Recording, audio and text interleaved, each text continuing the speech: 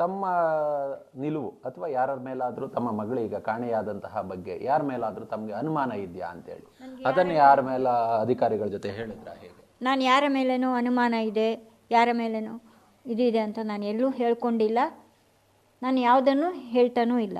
ನನ್ನ ಮಗಳು ಇಲ್ಲ, ಸತ್ತು ಹೋಗಿದ್ದಾಳೆ. ಇಷ್ಟು ವರ್ಷ ಇಲ್ಲದೇ ಇರುವವಳು, ಇಷ್ಟು ವರ್ಷ ಬರದೇ ಇರುವವಳು, ಇವಾಗ ನಾನೇನು ಡಿಕ್ಲೇರ್ ಮಾಡಬೇಕು? ಅವಳು ಸತ್ತು ಹೋಗಿದ್ದಾಳೆ ಅಂತಲೇ ನಾನು ಡಿಕ್ಲೇರ್ ಮಾಡ್ಕೊಂಡಿದ್ದೀನಿ.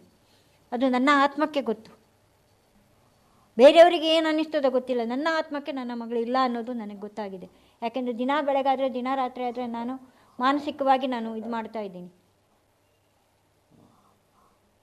ಮಾನಸಿಕವಾಗಿ ನನ್ನ ಮಗಳನ್ನು ನಾನು ತುಂಬ ಕಳ್ಕೊಂಡಿದ್ದೀನಿ.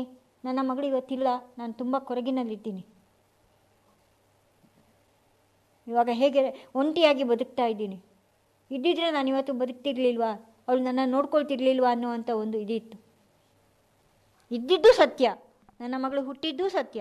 ಅನನ್ಯ ಭಟ್ ಅಂತ ಹೇಳಿ ಅರವಿಂದ ವಿಮಲ ಅನಿಲ್ ಭಟ್ಟಿಗೆ ಹುಟ್ಟಿದ್ದೂ ಸತ್ಯ. ಇದು ಕಾಲ್ಪನಿಕ ಅಲ್ಲ. ದಯವಿಟ್ಟು ಎಲ್ಲರೂ ಅರ್ಥ ಮಾಡ್ಕೊಳ್ಳಿ.